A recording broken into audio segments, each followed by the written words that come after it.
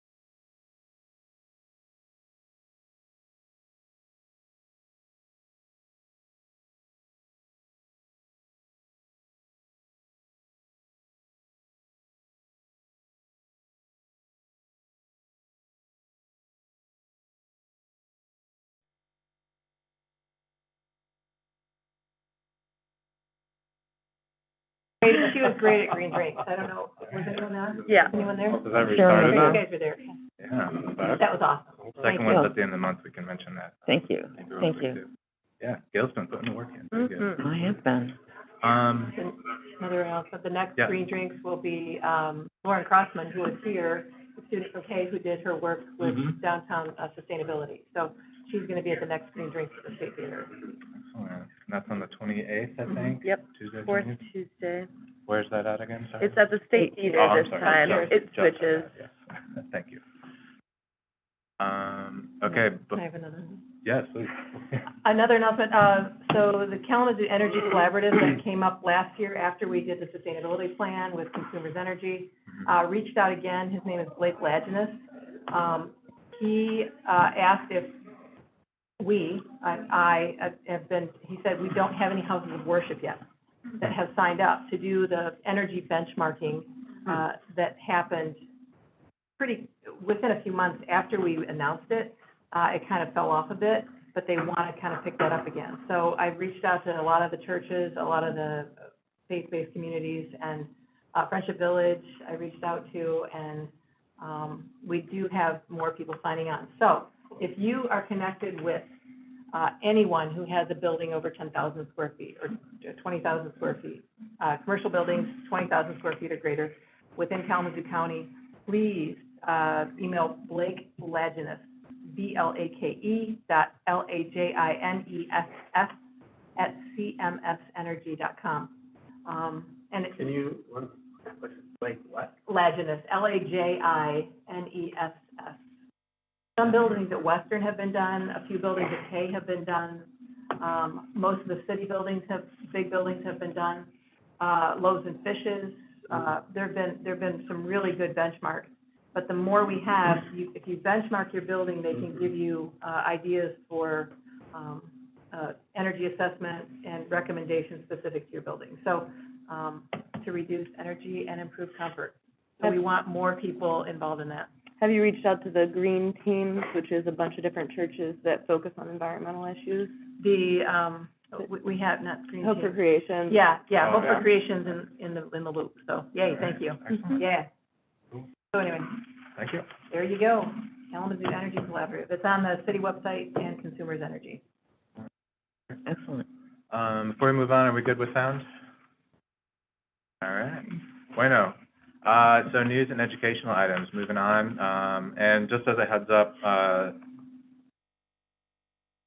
we might have to put a pin in our news and discussion because we have somebody joining via Zoom real quick, from Just Air, but, do you think you can do it in 4 minutes? Or was you for flood barriers? Flood barrier installation. I was not commenting on that. Oh, okay. If nobody's got anything to say, that's an easy one. I don't remember Move that. on. Steve, you Yeah. wanna go real quick? Yeah, there's a new folder that's in the Google Drive, and it's on environmental justice. This was based off of an action item that I didn't read the notes until a couple of days before, but in January. So there's been a lot of stuff in there. So I just went out and did some searches and contacted the Sybil Shattuck. And Sybil, thank you. And because she gave a talk on Martin Luther King Day, and so she sent me the link. So basically what is up on the site are a lot of articles. There are about 5 PDF articles that discuss the topic. There's an interesting piece there from the University of Michigan where they assessed the state of environmental justice. This was back in 2019. So I haven't been able to find anything current since then, but that's there if you want to read through that. Again, there are video links where I found her talking about this particular subject. And then there was just a piece that was added today that the EPA has apparently come out.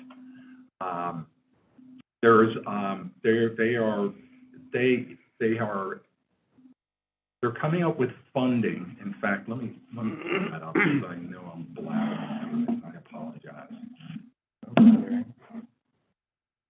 Just found that today because they announced that, I think it was yesterday. They're coming up with grants for states as well as, cities within the states. So I haven't probed that too much. I'm still trying to figure out the legalese of it.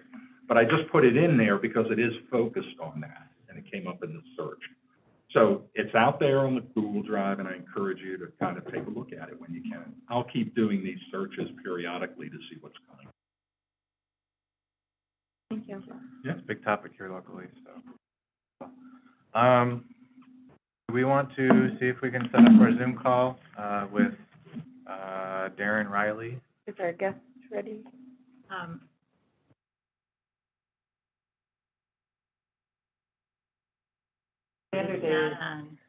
Okay. We leave this area as a general time for news Yeah. as well, right, besides what's just listed? Yeah, 'Cause I have a couple things. okay.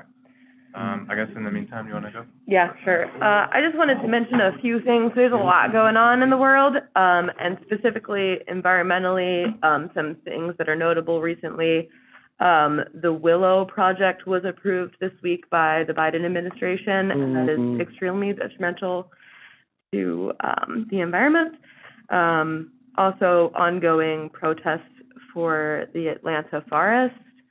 And also this week, I believe, a huge swath of prairie in Illinois was, after years of environmentalists trying to fight for protection, it was, they failed that protection. So there's just a lot going on, and I just wanted to mention those as things to look into more if you aren't already aware of all of those. Willow projects are drilling up in In Alaska, Alaska. yes. So even though those are not close to Yeah. home here, Mhm. I just wanted to, tag off of that to say habitat loss is a huge problem. And it's a huge problem for birds, but it's also a problem just in general environmentally. And the developmental pressure, to all communities is really high. And I think it's something for us to always be thinking about is how can we position ourselves here to try to mitigate, habitat loss? You know, to always be trying to kind of be forward thinking of like being ahead, you know, try to be one step ahead of the curve. So anyway, it's a good reminder that this too could be us. But yeah, I like your point, because we do regularly lose woodlots in this city with the approval of the development, and with the approval of the city commission in violation of the NFP, and that has to stop, or else we're just hypocrites.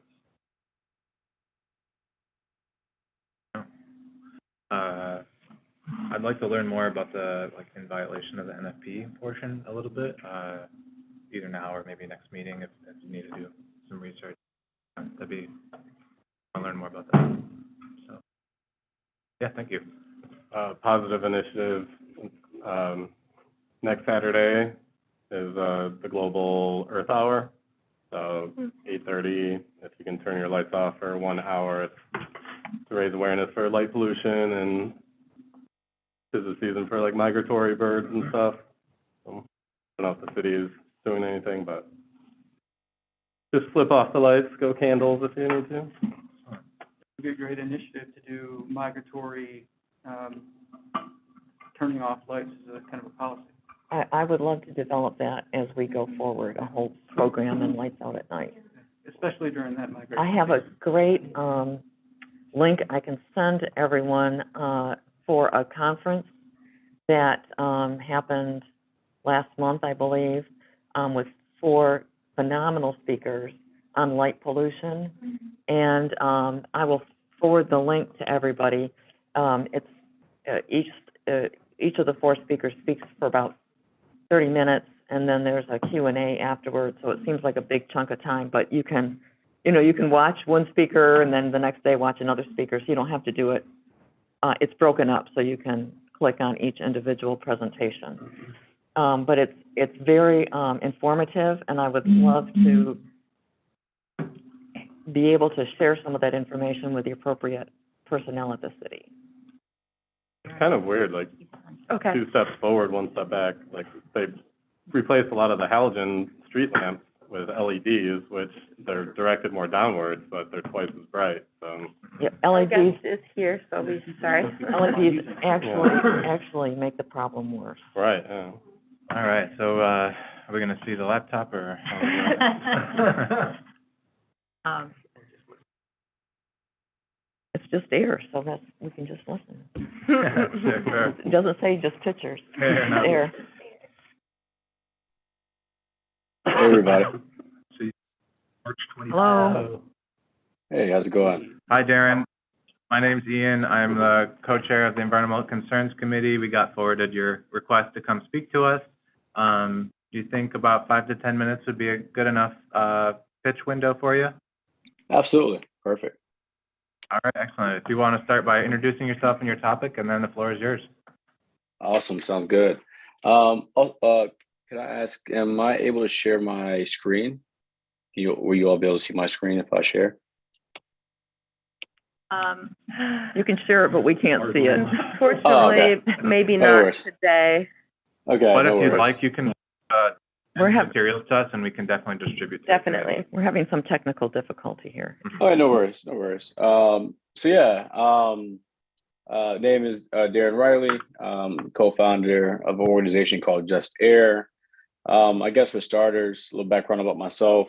Currently reside in Detroit, originally from Houston, and did a lot of my career going to Carnegie Mellon and doing a lot of my career in tech. Really landed into the environmental justice space around 2020, mainly because of two reasons. Myself being diagnosed with asthma about 5 years ago now, that kind of opened up my eyes to some of the inequities around, particularly around health disparities around the environment. When you think about water, air, and all the things that are essential for us to live. Yeah, so I just kind of took my life experience and also my technical experiences and kind of married them, and that's kind of what came about Just Air. So Just Air essentially is an organization. Before I dive into the project, Just Air is essentially a platform. We kind of coined it community air quality monitoring platform. And I want to emphasize community because the work that we do is it definitely starts there and understanding the priorities and awareness that a community may have and concerns they may have around their breathing environment. And so what we do is pretty straightforward. We offer a transparent dashboard, transparent as in we give data access to community members to see real-time data on the neighborhood level air quality monitoring.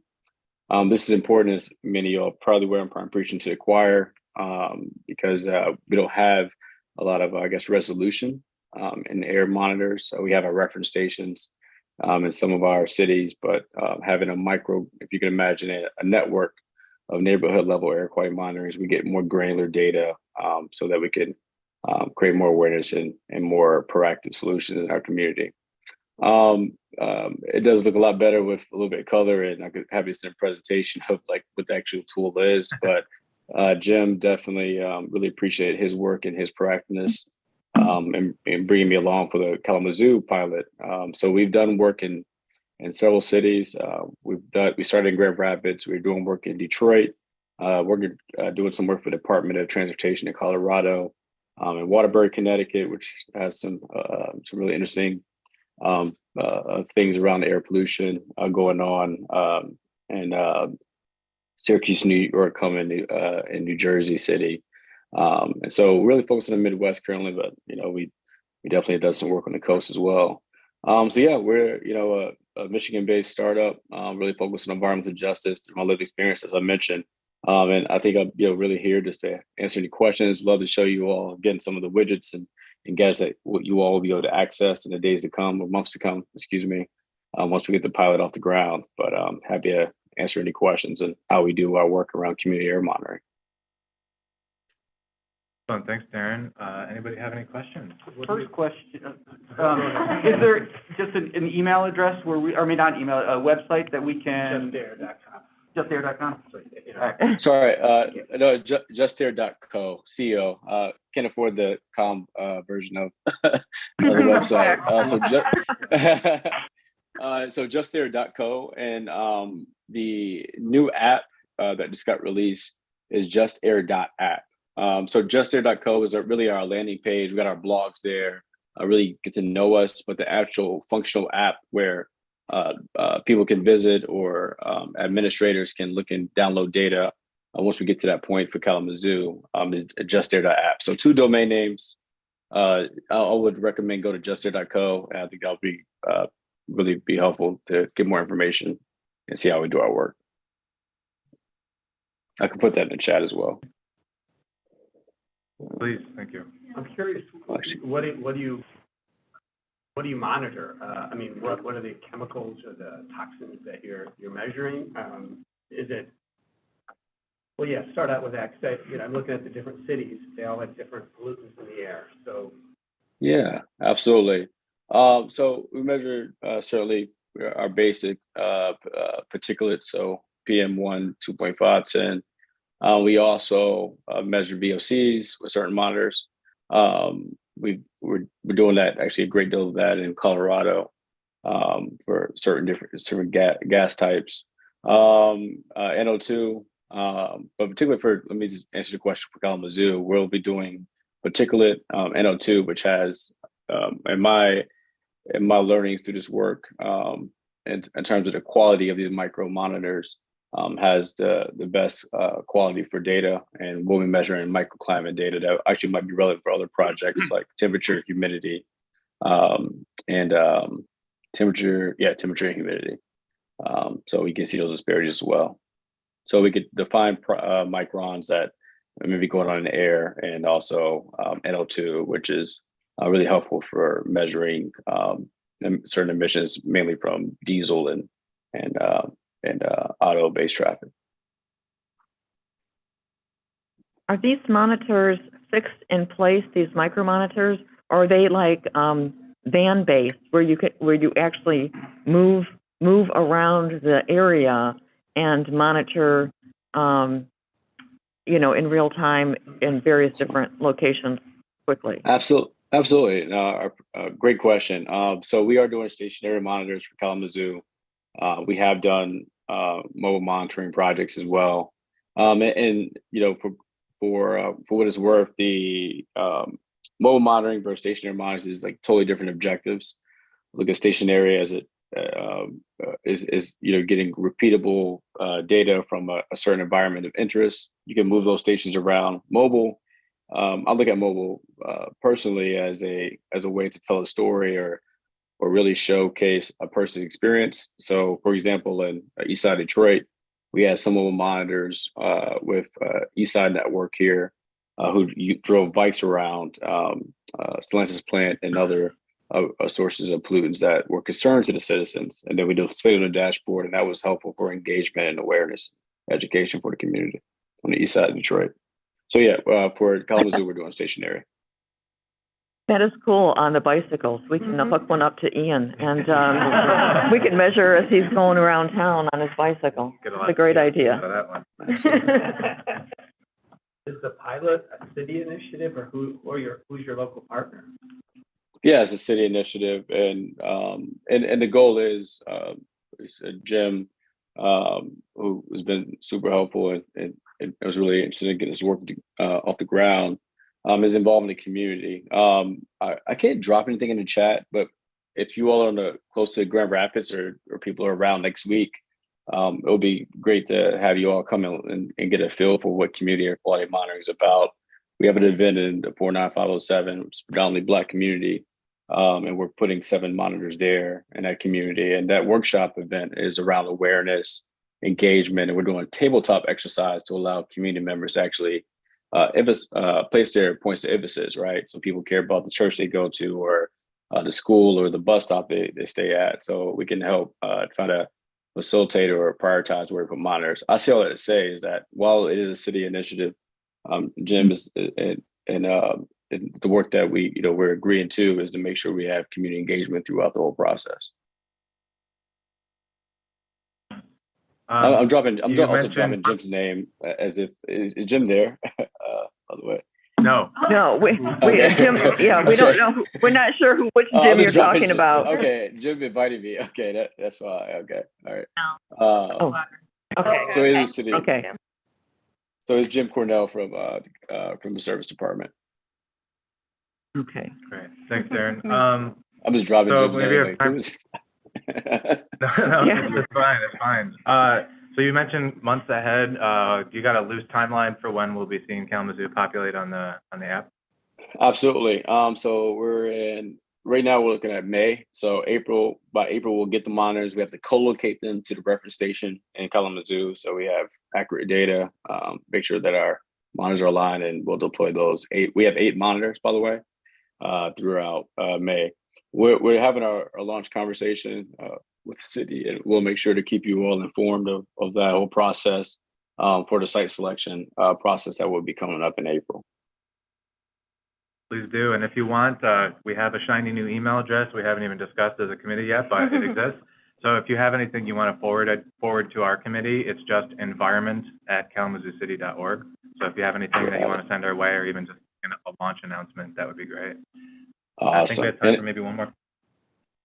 Sweet. I think that climate emergency month, isn't that coming up? I mean, It's right now. Right now. okay, I don't know if they're not involved in that, even just showcasing it, okay?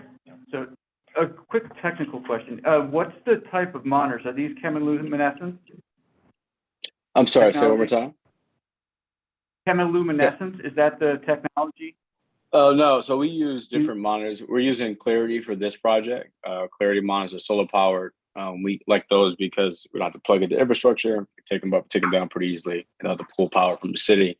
But we also use AirQual, which is a little bit more high grade, a little bit on a more higher end side that does require prior power. But we've used all the top. I haven't heard of that one particularly, but we use some of the main main monitors. That's the technology for how the sensors work. Do you know if it's like a laser sensor or a chemical sensor, how it's determining what's in the air?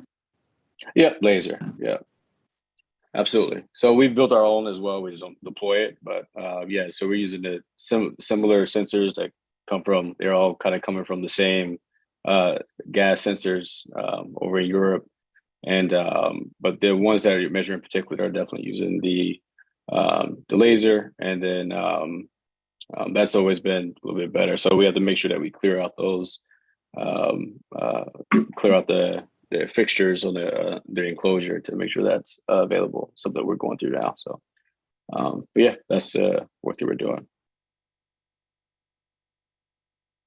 Any closing comments for us, Darren? Otherwise, I think we'll have to move on, but the floor is yours for closing comments.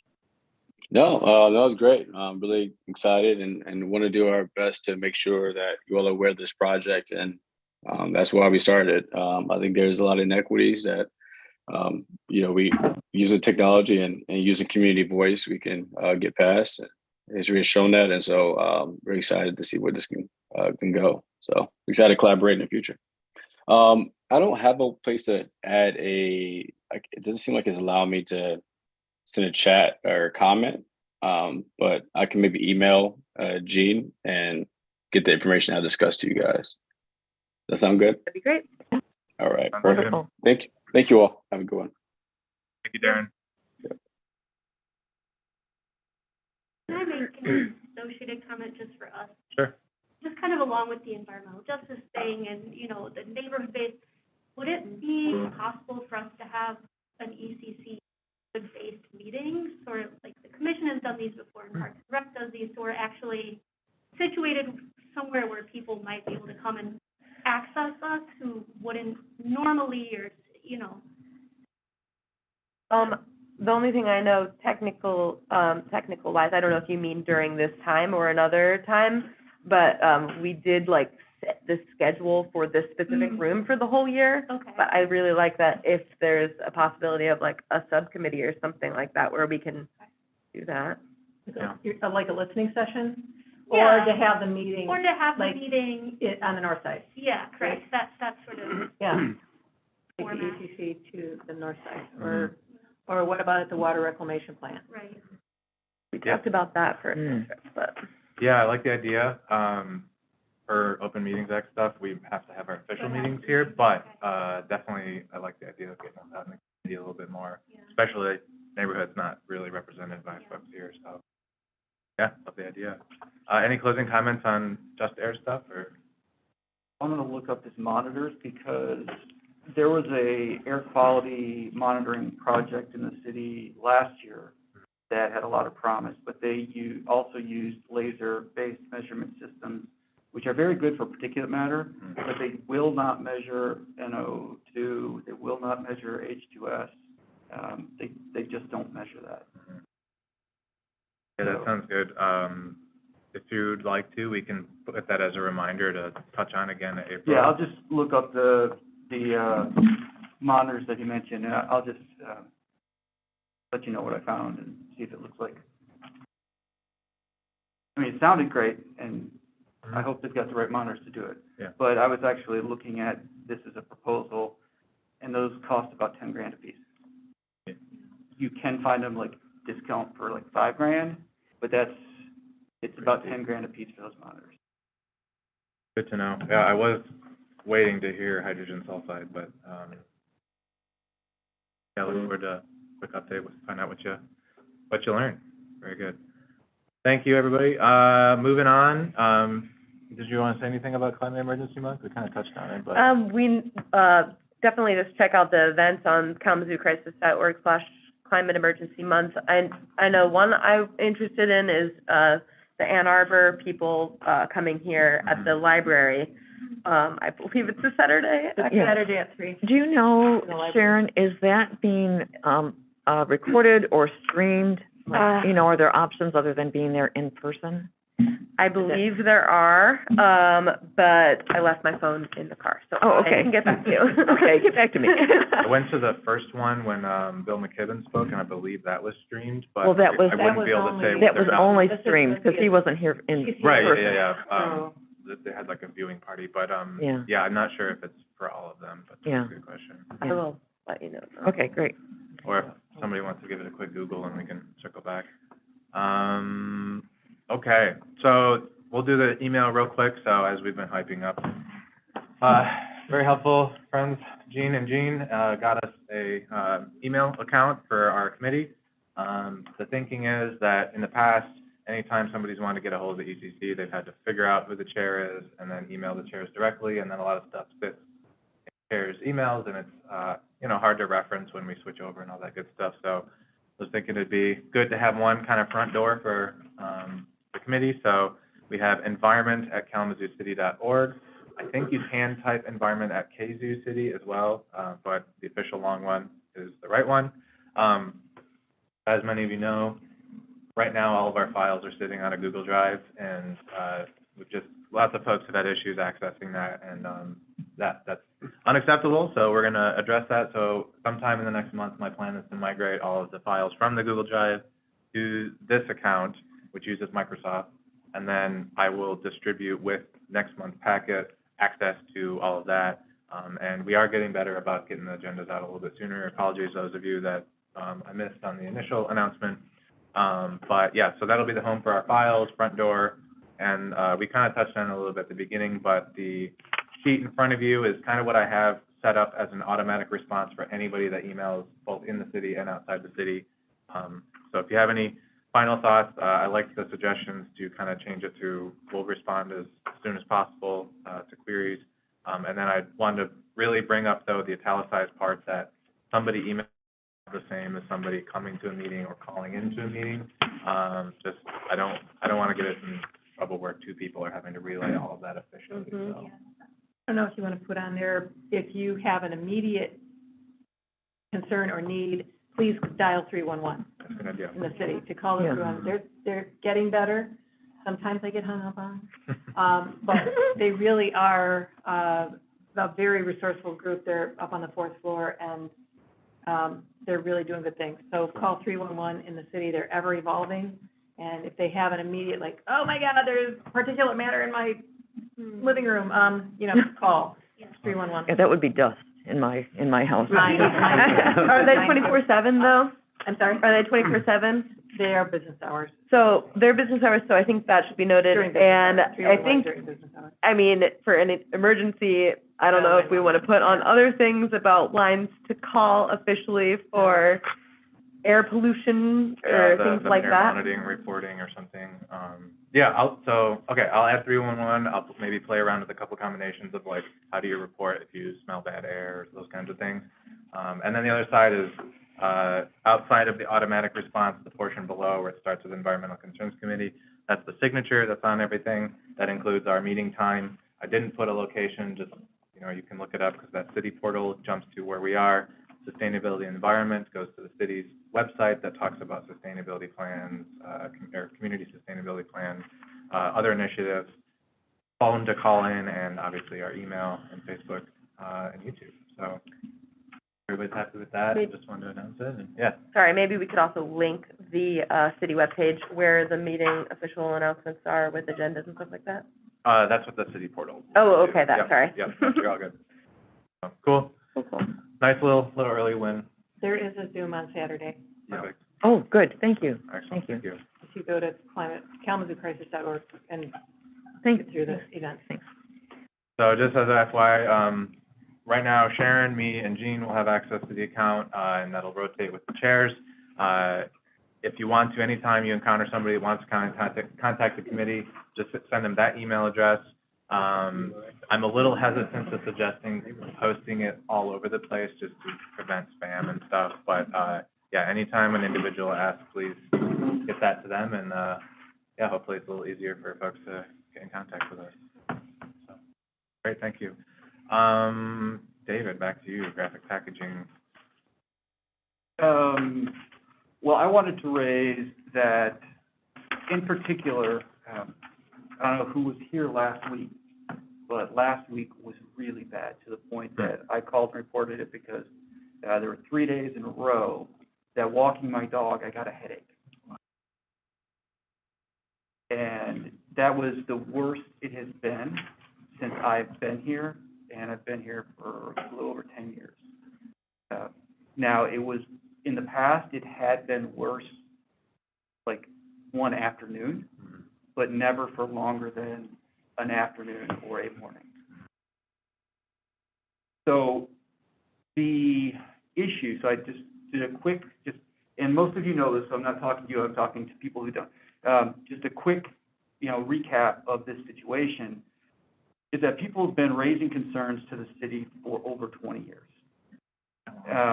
So the first documented case, instance I could see in City Commission was 2003. Then in 2009, it started to be a regular issue. So it's been an issue for 20 years. It's been an increasingly significant issue for the last 15, roughly. The ECC first picked up the issue in 2018. So it's been on pretty much every single agenda of the committee for the past 5 years. Odor Task Force was created as part of that. The Odor Task Force, this is something that surprised me, I didn't know, the ECC did not initially have a seat. It existed for several months before the ECC was invited to take part.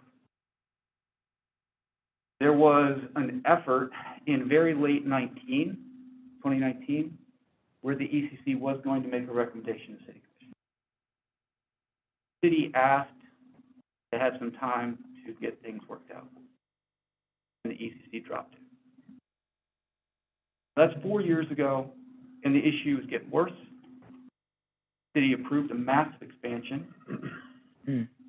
and the expansion and everything else has made the situation worse. So we can discuss it, but I have 2 things that I think could be recommendations. One is that the city reinstate and fill the position of public health officer. That position was a city staff position until 2012. I can't find why that was canceled then, but it was canceled then. So that's the first thing. I'd like to have somebody at the city whose job it is to see issues coming rather than having people have to react after the problem is here. And that's what happens when we have contractors. It's like whack-a-mole. Right. We need somebody whose job it is to see this in advance. That's the first thing. The second is that I think that we should recommend that the city enforce its nuisance ordinance regarding hazards, toxicants, pollutants, and contaminants. Those are all issues that are listed as nuisance that the city has the authority to deal with. To the point that the city manager in our city charter is authorized to go into any private business, private residence, and fix it if the owner won't. Then bill the owner. And the owner has to pay it. And if it goes more than a year, pay it with interest. And then it becomes a lien on the property if it's not fixed. So the city has every authority to take action. Not like we don't know this is a problem. If this is not a problem, let's actually have a public health officer and the city manager go and do every single test necessary to find it and solve it. Got the authority. So my first question is, under this nuisance ordinance, how is it how is it defined? Like, what specifically benchmarks for, like, operations or, you know, whatever, does it have to meet? Any substance listed below, and then it says classified as hazardous, toxicant, a pollutant, or contaminant by the state of Michigan or the United States, covered in, they are named in or covered by the categorical pretreatment standards set by the United States or regulated by the fire code. So anything that is named by the state, the city, or the U.S. as a toxin or a pollutant is a nuisance. I agree, I love that. I'm on that odor task force, I went to my first meeting, and kind of overwhelming, but what seems to be a problem in talking with Aaron is this measurement and trying to, you know, like, there's a pending health study that the state has been talking about for Years. 3 years, 4 years. Mm-hmm. I don't want to say bureaucracy, and they came here and presented, and it's almost like the rules to enforce are there, but the measures to allow the rule to be enforced aren't in place. So how do you address that? Because that seems to be one of the things that's stalling the state from connect. At least that's how I'm interpreting it. So the operation or maintenance of any noise, property, and all these things, in order, which causes discomfort or annoyance to reasonable persons of normal sensitiveness, which endangers the comfort, repose, health, or peace of residents in the area, shall be deemed and is declared to be a nuisance. We do not need a measurement. A party next door. Right. Loud noise. Mm-hmm. It's a nuisance. Yes It's or no? that simple. If we have the will to do it. That's why you're recommending those.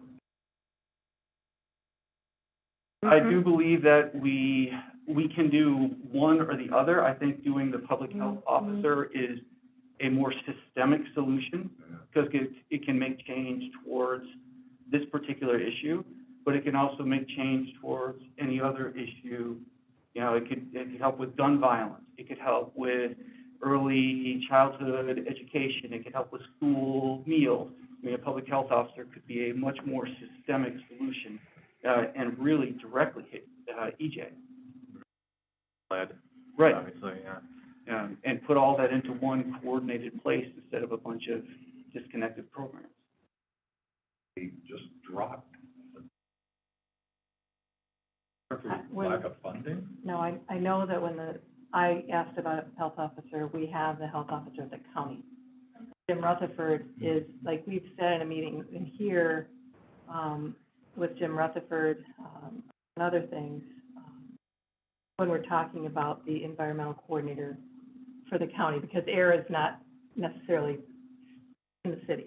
Like, air goes everywhere. I appreciate So it's a countywide, that, but you can't countywide kick this to issue. the county. And the city The doesn't city has to take necessarily action. do Traffic actions in the city. Right. And the city voted for the expansion. The city has responsibility. And the city doesn't do health, but the It county doesn't because and it doesn't Eagle and have the a state public do health officer. It doesn't do health because it doesn't want to do health. What are the I mean, I can't imagine a downside for having a city one. I mean, the city will have a sustainability, well, maybe they already have one, and then we're gonna be hiring one, hopefully shortly. Yeah. I like the idea, I mean, as David said, beyond just the air quality issue, there's any number of things that they could be working on. I was thinking about the nuisance ordinance portion too.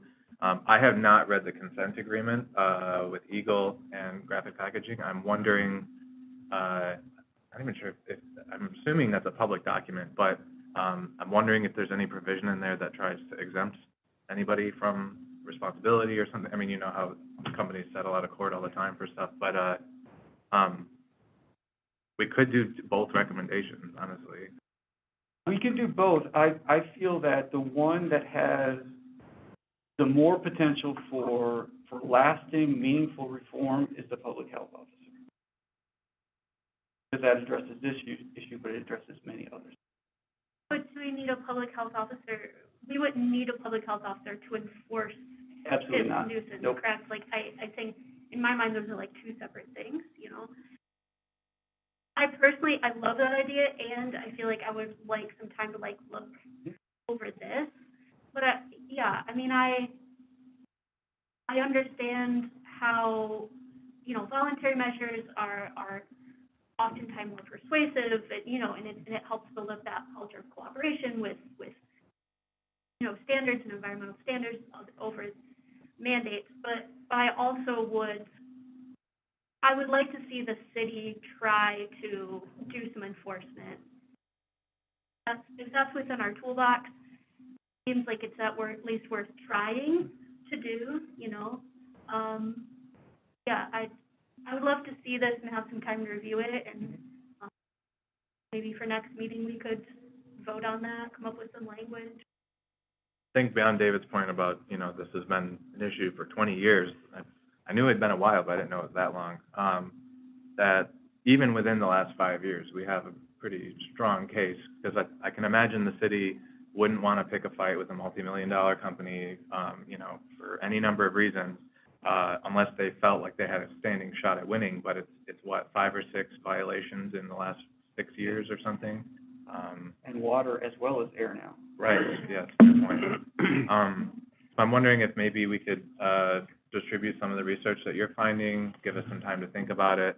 But I think unless we have a big thing in April, but off the top of my head, besides the trees, this might be a good topic for us to discuss at length and kind of weigh the pros and cons of both solutions. One clarification, and I know you'll be saying it here. So the existing law, that can be managed or that can be dealt with by the city manager? I mean, is that where the responsibility lies? Currently, the city manager has that enforcement authority. And the fines for the nuisance violation are minuscule. Yeah. It's a $200 fine, for the first occurrence, but then for every day out of compliance, it's up to $500 per day. But even that is minuscule when you're looking at actually a multi-billion with a B. Thank you. Corporation. Yeah. But the bigger issue here would be the statement that would make. Mhm. You know, that would be a very powerful message that the city could send that would say, you have to clean up your act. We're not telling you to leave town, but we're telling you you've got to clean up your act and be a good neighbor. I think maybe the only main challenge, aside from the kind of, like I said, trying to pick a fight you can win aspect, is does the city have the capacity to identify what the solution is, you know, going in? And, you know, it would be not terribly surprising if the solution would be you got to turn off your systems until we out, and that would be a hard fight. But it's something we should at least But even look think, into. like the clarifier that Mhm. GPI had said they were gonna put in. Right. If that actually would fix the problem, that could be one of those things that the city manager could go in there and say, this is to fix your problem, do it, or we're going to do it, and then charge you for it. Sure. I mean, I don't see that happening. Right. But the recognition that that is a possibility, and that the city actually has leverage in this agreement, would help. Yeah, and I think, I mean, I've been on the committee since 2018-ish, as it's come up a lot, and I think, I've been impressed with what the city has been doing with the water reclamation plant. I think we, as City of Kalamazoo, are doing everything reasonable in our capacity to, and I don't see it with GPI, especially considering, violation after violation, and then the most recent consent agreement is like $116,000 fine, somewhere in that ballpark. That's a good point, right? The city's put millions of dollars into our side of things. Right, Millions and millions of dollars. yeah. Trying to prove it's not us, Right. it's, you know, we fixed the problem, I'm still there, and the finger still keeps getting pointed back at the water plant. I would hate to say, kind of a hurry up and wait situation, because as we all know, it's at least a year behind when the state was supposed to release a report. But I think it would be a lot easier for the city to make its case with the nuisance law once we finally have the frickin' data. But I feel comfortable that we could definitely talk about the public health officer thing in the short term, at least. I think the value of the nuisance law goes back to what you're saying, is that this gives the city an opportunity to do something without having to wait for that data. Mhm. You know, it's a clear nuisance. I mean, People are calling. To a normal, Yeah. sensitive person, Yeah. it's a nuisance. Well, nothing else. I think we should make this definitely a big part of our April agenda. You know, I know everybody's got their personal lives and everything, but I think it would be a good topic to do some homework on before the discussion. So, I any wonder closing if, comments? you said you were gonna invite Director Baker to a meeting soon I think we were regarding talking about the air we didn't have a quality date monitors. lined down. Air quality and talking about the flood diversion. Oh, yeah. Again, yeah. Yeah. He could also address this from the city's perspective, and then what GPI is doing for, do you have any idea, Jean, about the clarifier that GPI is putting in? If they are, I really don't have that information. Public statement was that they were not going to. In the meantime, I can email, Director Baker, and even if he wants to provide like a written update on what they've been doing, and we can read that into the record here as part of our discussion in it. So, thanks for bringing that to our attention, David. Good ideas. I think we're a little late, but we missed the opening public comment thing with our stuff, so I think I'll wait till 5:50, hard cutoff. We're gonna open the lines for public comment. So if you're listening, 5:50, get ready to get your finger dialing finger ready. So moving on, this one should be fairly quick. We had talked in January about updating the bylaws, and then we found that there were some more issues with the bylaws. Kind of as part of the email thing as well, just trying to update ECC and get us all hunky-dory with everything. So I'm sorry, the document that I printed out and have a handful of, is the old version, but I can run through quickly what the updates are. And if we want, we can distribute them and read them, but otherwise we could just approve them and I'll submit them to the clerk's office. But basically, within this, the city clerk and the city attorney both looked at our bylaws to make sure it works with Open Meetings Act, other state laws, city ordinance, and all this stuff. And there's basically three main changes that I could talk about here. So I'll try to direct. So under the members section, for a long time, we had maintained associate members. According to city ordinance, we can't do that. So there's nothing stopping somebody from showing up and being a valued member of the community. Yes, exactly. But unfortunately, yeah, we can't grant the title, so that I've completely just struck that from the bylaws. Second part, talking about member attendance. So in the past, we have been functioning based on, I'll just read it. If a member misses more than 3 meetings per year, the ECC officers have the authority to change that individual status to associate member and to recommend removal of the members. I have a feeling this kind of just came about from the committee, but according to the city, basically it's if you miss 50% of meetings in a year, then you're just off, and there's no discussion about it. I think the one thing that I had highlighted on the edited version that I want to discuss, though, is he didn't say whether that was calendar year or in a consecutive 12-month period. And the reason I was thinking about that is you could say, you missed 4 meetings from, October to December, and then 3 in the beginning of the year. That's 7 meetings, but if it's a calendar year, you're still eligible. Alternatively, if we maintain a 12-year rolling cycle, that would be something I think the chairs would have to keep track of. So to me, it seems more fair to be a 12-month rolling cycle. Everybody has things come up and stuff, but I wanted to open that up for a point of discussion. Thoughts on calendar year or 12-month cycle?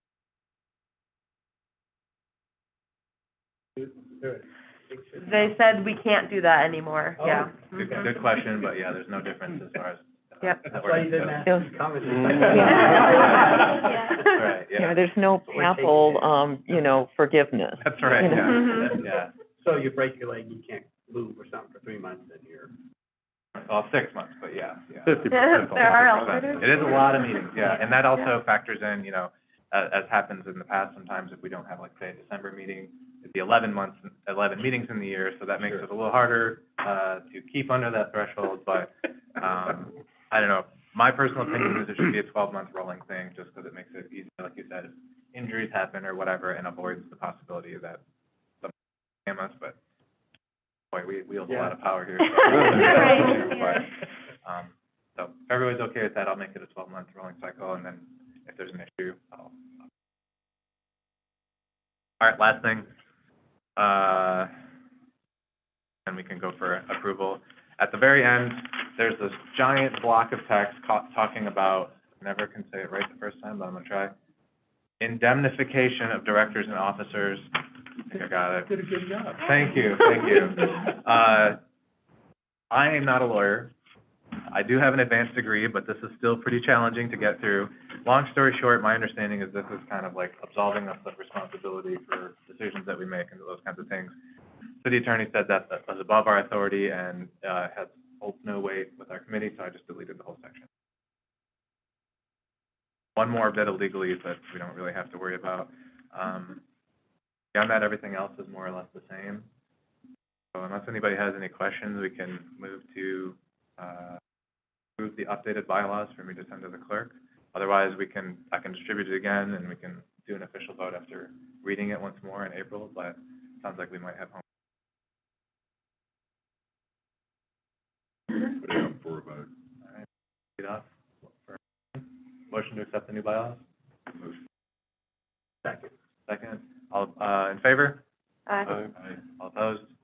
All right, motion passes. Thank you, everybody. Move on. Thank you Very for good. that. Yes. Doing my homework. So the good news is, with the bylaws updated, with the email updated, with our personal information updated, once this is submitted, we are like fully up to 2023, and, you know, all of the boring stuff is addressed now. So, yes, thank you. Okay. So moving on, before we get to, draft bills, Gail, would you like to, talk about your item? Yes, I asked, for this to be put on the agenda under new business. I, have been seeing some updates from the city about, the proposed location for the homeless pods, and that would be on, Elcott Street, near where the County Health and Human Services is. And that, to me, raised some environmental concerns because Portage Creek runs through that area. It's flowing it came from, the city, the city border with Portage through Millen Park. That dam was taken out, that stream side was cleaned up. The DNR, has, the stream quality is good enough that it's actually, classified as a trout stream because it's cold, and the DNR is considering planting trout in there if the quality continues to stay high. So it flows from there, a little bit further north, half a mile north, and gets to this site near where the pods would be. It flows through that site, then goes to the Reed Street area where they're planning to do the flood mitigation, which they are planning to do streamside restoration with native plants and stuff. And so my concern is, how do we ensure that we protect the waterway, the quality of the water in that waterway? Because my understanding is, these ponds, they don't have running water, they don't have bathroom facilities. And so for people who are staying in these pods, well, what do they do for washing or for getting water or for cooking? And maybe you can fill us in on some more information. But, anyway, that was my concern because I thought it might require some either inquiry or perhaps, some official letter to follow up from our committee. So while it's true that they're looking at that specific area, if they're just looking at it, I don't know if it's gonna be a possibility with the environmental contamination. The brownfield, so my concern is the people on it. Well, They the wouldn't be able to build on that brownfield without mitigating the coal ash that's under it. And As so, long as the people don't disturb the soil that they're then on. yeah, and so that, in terms of running water and plumbing and all that, there would have to be a new building built for showers and toilets Okay. and cooking facilities, so that it's not done in the creek, so that it's not, so there would with any of with the pod community, that's a piece of the pie, along with wraparound services for the residents. HRI is really working on this. They signed a 6-month contract to be able to do that exploration with the city so that they can even just look into it. What is HRI? Housing Resources, Okay, who has a walk for the homeless on Saturday morning at Mayor's Riverfront Park, to raise money. Not for this project, but So I know there are a lot of people, including Mary Balkema, who oversees the housing money of the county, is very involved and is working on finding sites as well. So that's not a done deal, but it's understood that it is a brownfield site, that it is within a neighborhood, and the neighborhood is clamping down on that, so, it's a good concern. okay. So I know, I know it's brownfield, at least on the south side of Elkhart. I wasn't sure about the north side. Right. Um, So the city isn't doing it, it would be on city land. It's Housing Resources that is going to be in charge of the pod community. So it would be on city land. HRI is the doer of the pod. So do you have a suggestion on how we would follow up on this, or, have an appropriate venue to share our concerns from the possible environmental impact situation? Absolutely. And I understand it's a brownfield, and I'm, The committee can write a letter, to, probably Community Planning, Economic Development, Director Kick, or, Assistant Manager Rebecca Kick. Who is, and, or just City Manager's Office. The community or the committee can sign on to a letter recommending that we be sure to look at the environmental impact of that. Yeah. If you want to do something. My sense is that it's probably not going to be a viable site. That's my sense, but I don't know. Yeah. All right, I would just like to ask, if you can't build a development without water and sewer facilities because it's a public health issue, or it's near a lake or not, right? I mean, wouldn't be a permit to have a bunch of dwellings, people have no toilets or water. It will. It's in Well, the that's what I emergency mean. housing ordinance. I can't imagine that you would have a development, as you described it, Gail, about not having any toilets and not having any water. Well, as Jean said, that there would have to be a facility for that. Yeah. But my concern would still be, how do we protect the water in the natural waterway? Even with Even with a facility, if you've got a lot of. If you'd like to write that up and run it by the committee, send it on to the City Manager's Office, they would receive it very well. Okay.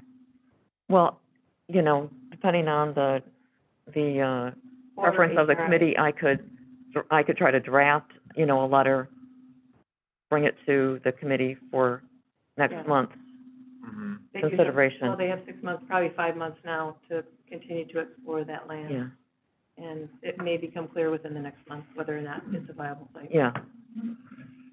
Yeah, I guess I'm conflicted a little bit. I respect the concern for sure, obviously. I mean, I wouldn't be on this committee if I didn't care about that. I'm concerned that we might get in the way of something that's already been delayed for 2 years. These pods have been sitting in storage since 2021, and there's people sleeping outside and it's 20 degrees out. I hear your concern in terms of maybe pollution and those kinds of things outside of the water issue that we talked about. But I wouldn't want to make some kind of special consideration for our unhoused population that we don't make for anybody else living in that neighborhood and in that watershed. So I think we can continue discussing it. I think, and Jean said, it might not come to fruition anyway. But I think we should keep our eye on it. I'm not sure about a recommendation next month. You're open to keeping us in the loop, and we can help. I can pass it along to Rebecca. It's a concern. Yeah, it is a concern. I don't want to procrastinate it from the committee. Mm-hmm. and then only bring it up when they choose that site. You know, I'd like there to be some forethought. I don't think I don't certainly want to delay the pod, placement situation. But also, you know, the days of, you know, polluting a watershed and having, you know, it's like, well, you know, the heck with the environment, we've got to do this anyway for, you know, for some other reason. And it's like, we can't destroy the environment just because, well, we've got to put these pods here.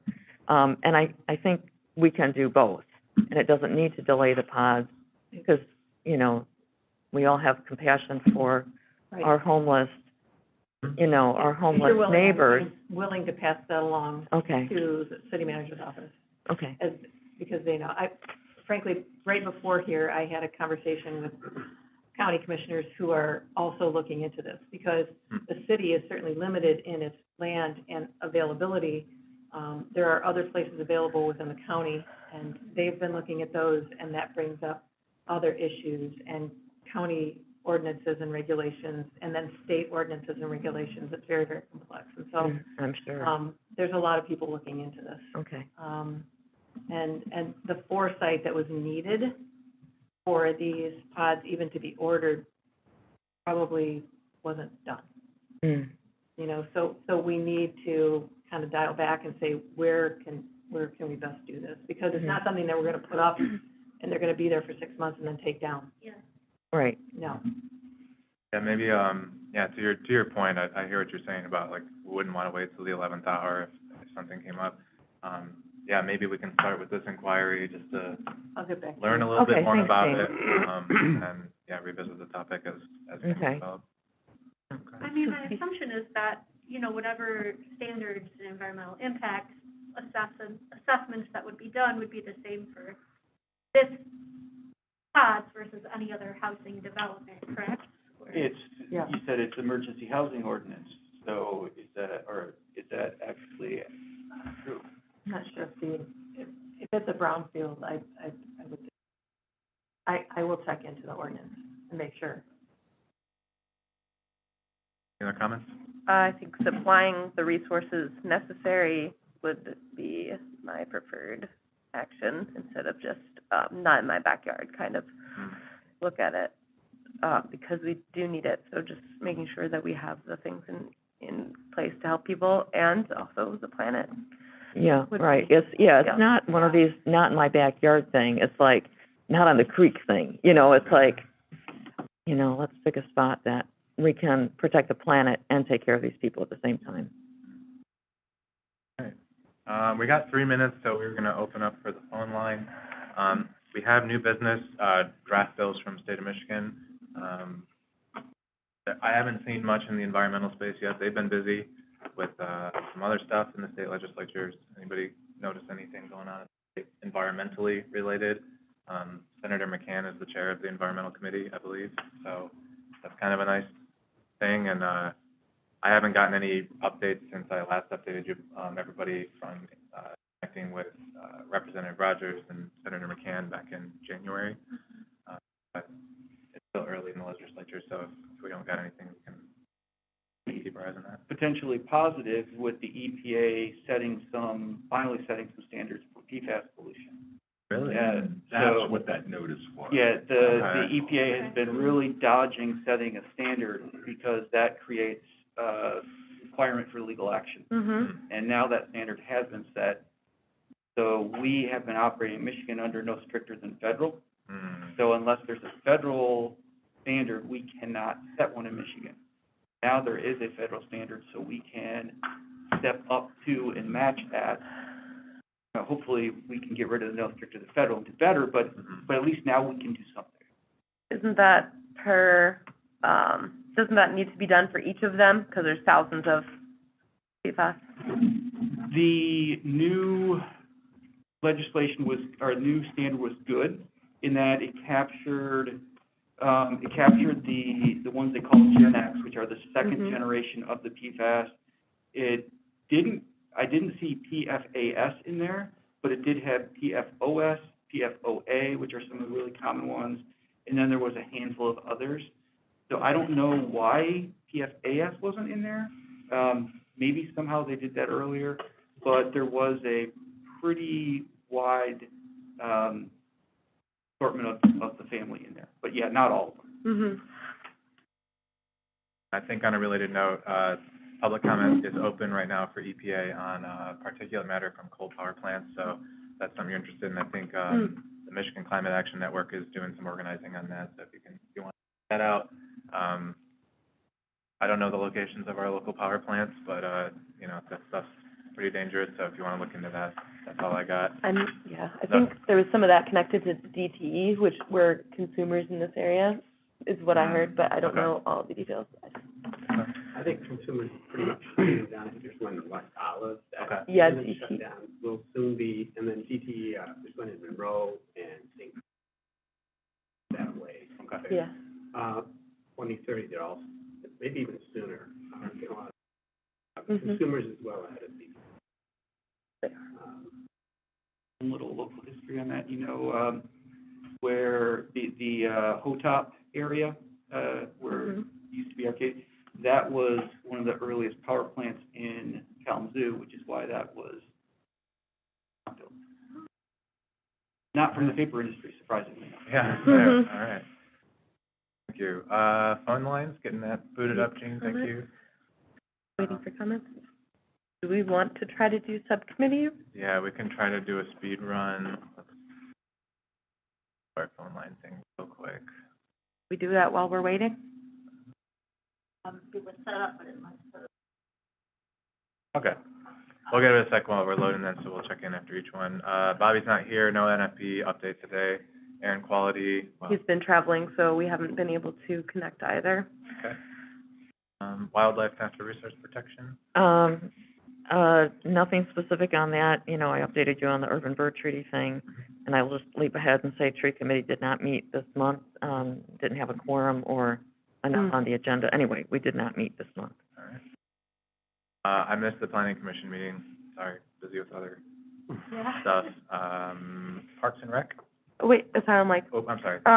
Asylum Lakes land management, plan is under review for public comment tomorrow at 5 p.m. at the Fetzer Center on Western's campus.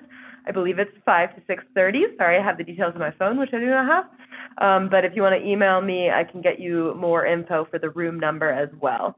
But that is open to the public to, comment. It's like a 30-page land management plan for Asylum Lake Preserve. Yeah, I'd like to go to that, so if you can let us know the time. It is, I'm pretty sure it's 5 to 6:30 tomorrow. Okay. But, it's at the Fetzer Center and on campus, and Okay. I can get you the room number. Thanks. They will be serving white refreshments. Oh, well, I'll be there. Very good. All right. All right. We're real excited to meet in person for the first time. Nice. In the early 2020s, so. Good to hear. All right, now we're on the Parks and Rec. Emily and Rob?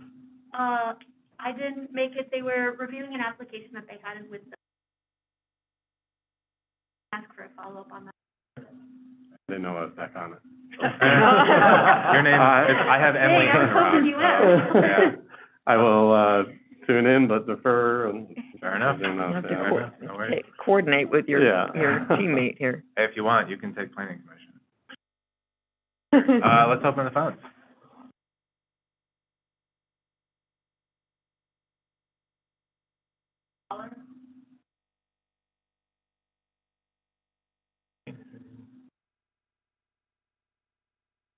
All right.